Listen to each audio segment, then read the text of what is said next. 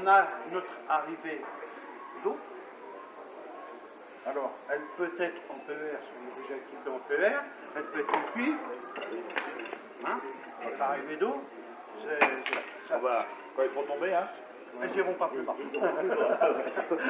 Donc, ça peut être en cuivre, ça n'a pas d'importance. Les accessoires PER s'adaptent, que ce soit le cuivre, quel que soit le produit qui vous amène l'eau, il n'y a pas de souci, ça s'adapte. Donc, quand on a du cuivre, comment savoir où est l'eau froide, où est l'eau chaude? C'est pas indiqué sur les tubes. Les couleurs. C'est pas indiqué sur les tubes. Les couleurs. Voilà. Donc, sur une installation, si elle est toujours faite correctement, toujours faite correctement, si votre plombier a bien travaillé, c'est les normes. L'eau froide est toujours à l'horizontale en bas, l'eau chaude au-dessus. Et à la verticale, l'eau froide est toujours à droite, l'eau chaude à gauche. Voilà. Une chose qu'il faut faire attention avec le PER, c'est que lui, il a une dilatation due à la chaleur, donc il faut bien utiliser, quand on l'encastre, PER qui est bien. Donc la pince, vous avez une collerette qui la maintient fermée, donc on tire sur les manches pour l'écarter, pour l'ouvrir. Voilà. Vous positionnez bien à plat votre PER et vous pompez. Et voilà. Et ça vous fait une coupe droite, propre, sans bavure.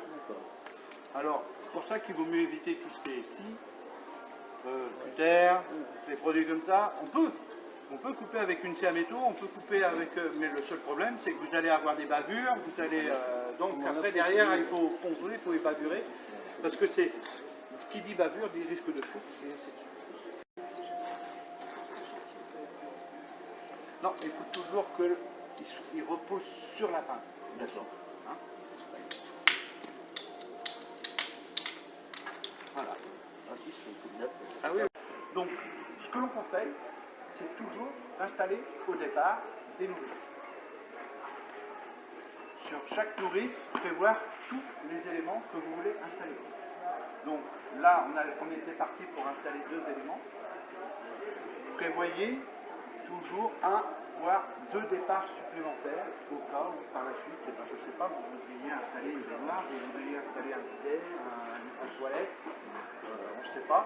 Donc toujours prévoir pour éviter d'avoir à faire du démontage et tout à refaire.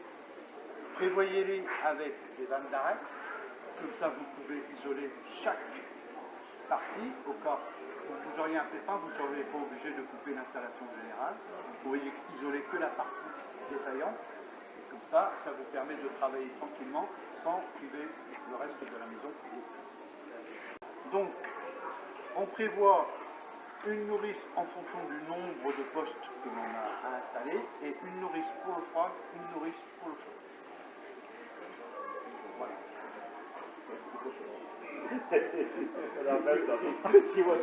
Ça paraîtrait, mais c'est des questions que l'on pose, donc je préfère.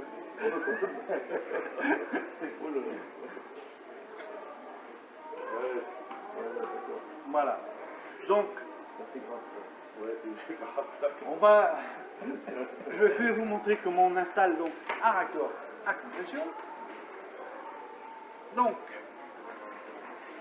tu verras. Le raccord à compression.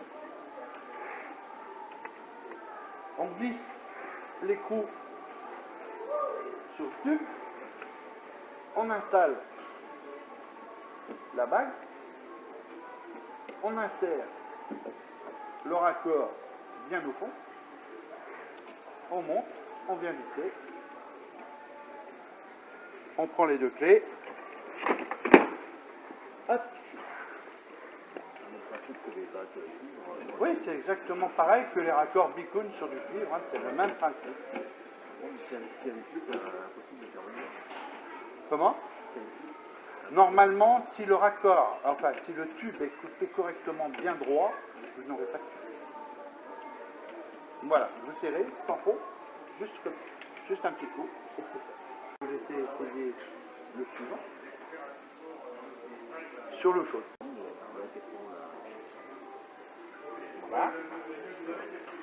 Olive.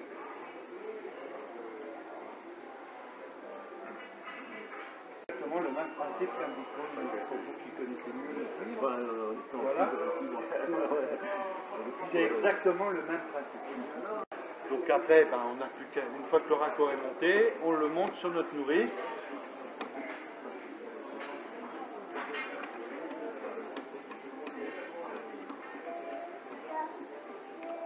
Donc voilà, une fois que la nourrice est équipée, on va commencer à positionner nos éléments. Donc on va faire nos repères, savoir où on va poser notre lavabo, où on va poser notre douche. On va faire nos saignées pour faire passer tous nos câbles. Une fois que les câbles et les saignées sont posés, on va raccorder les câbles à la nourrice et après les raccorder aux différents éléments en fonction de notre installation. Donc là, même principe. C'est pas possible. Je vais arrêter. Génial. Je vais arrêter. Tenez, à vous, à votre tour. Donc là, on va installer celui-là pour l'eau chaude.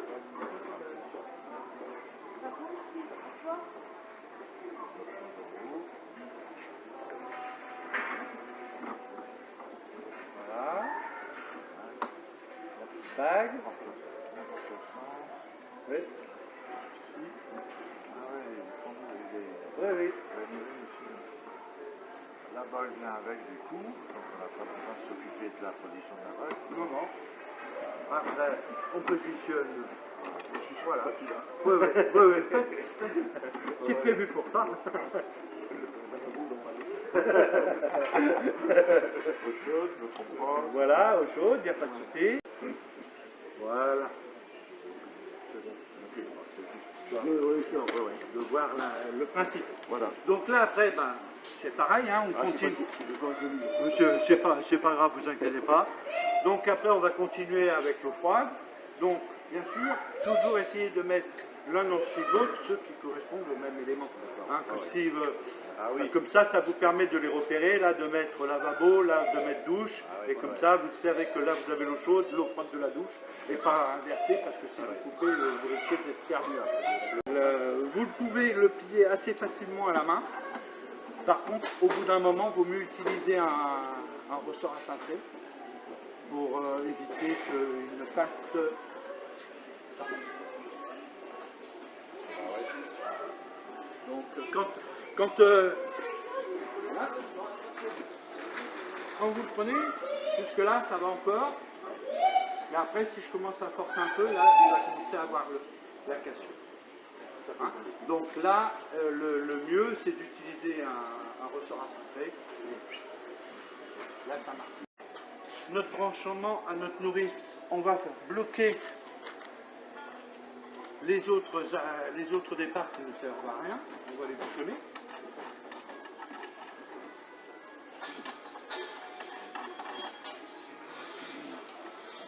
Il y a un joint dedans.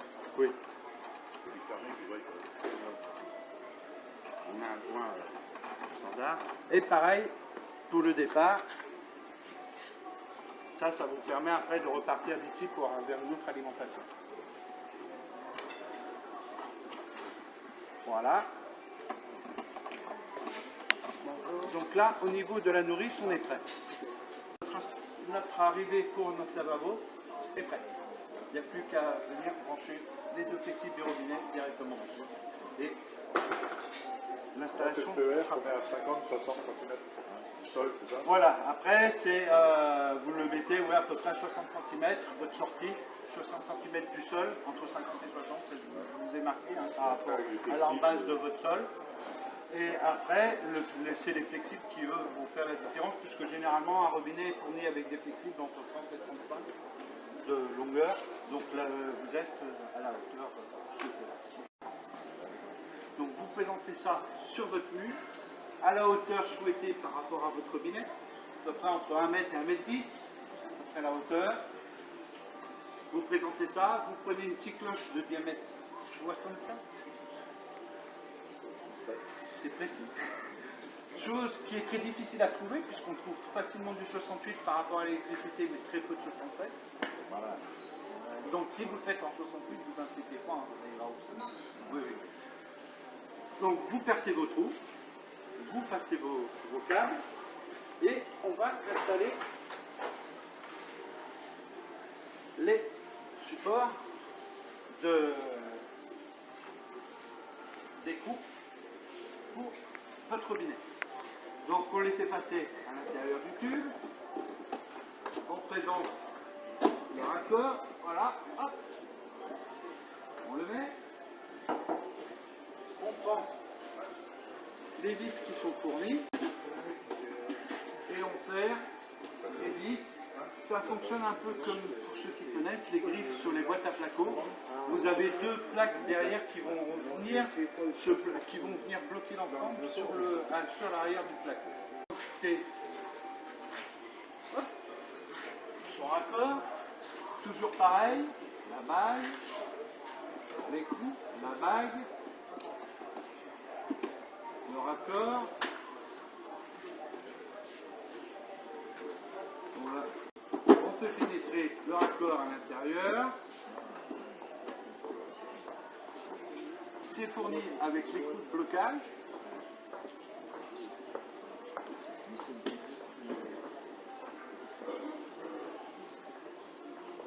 Vous serrez votre écrou. Voilà. Là, c'est prêt pour recevoir les deux excentriques qui sont fournis avec le robinet pour pouvoir le monter. Un petit cache fourni avec. Lorsque vous voulez carreler, vous pouvez carreler par-dessus et votre écrou lui sera protégé, vous ne risquez pas de mettre de colle ou de mettre tout ça dedans. Une fois que là vous avez fait votre installation, vous bouchonnez, vous mettez un bouchon de 15-21 et vous mettez sous pression votre installation. Une fois que vous avez fait toute votre installation avant d'installer votre lavabo, votre douche profondée, vous bouchonnez toutes vos arrivées et vous mettez sous pression et vous regardez s'il y a pas de fuite. Pareil, avant de reboucher les trous, vous les saignez.